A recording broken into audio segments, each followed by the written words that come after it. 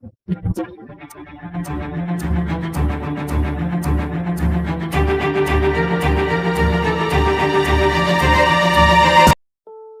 20 octobre 2022, un mineur isolé de 16 ans s'est introduit dans un domicile familial dans la ville de Roanne, dans le Loir. Il a atteint la chambre d'une jeune fille de 6 ans et aurait commis à son encontre des attouchements sexuels. Le père de la victime, alerté par sa femme, porte immédiatement plainte, mais juge que sa plainte n'avait pas été prise assez sérieusement.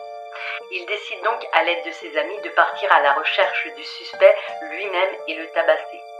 4 personnes ont été arrêtées à la suite de cette bagarre et seront jugées devant le tribunal correctionnel de Roanne. Le procureur a ouvert une enquête pour violence aggravée en réunion et avec usage d'une arme. Le jeune Guinéen suspecté d'agression sexuelle sur mineur de moins de 15 ans nie les faits. Il avait également décidé de porter plainte, a annoncé son avocate Maître Tinon. Convoqué devant le tribunal correctionnel le 24 janvier à 13h, le père et ses 3 complices risquent entre 5 et 10 ans de prison. Le père de famille, Anis, a déclaré à BFM le 25 octobre ne pas regretter d'avoir fait justice lui-même. Son avocate, lui, atténue ses propos et déclare le 28 octobre qu'il est évident qu'il a beaucoup de regrets et de remords sur son attitude. Son avocat ajoute que Anis a été poursuivi mais pas mis en examen. Retour sur les faits.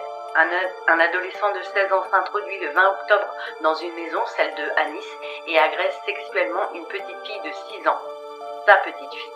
Le père de famille et ses amis font des rondes dans le quartier à la recherche du suspect, avant d'apercevoir le 21 octobre un ado tentant d'escalader le grillage de sa propriété. La mère de famille, qui était tombée nez à nez avec l'agresseur dans la chambre de la petite fille lors de la supposée agression, l'avait immédiatement reconnu. Dès lors, le père de famille Anis a admis avoir pété les plombs et être même devenu fou.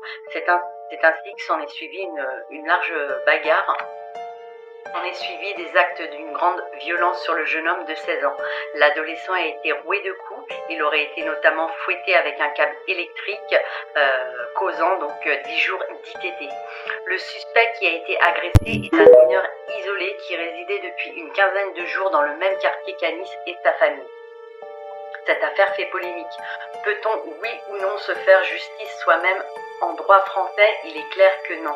Affaire à suivre.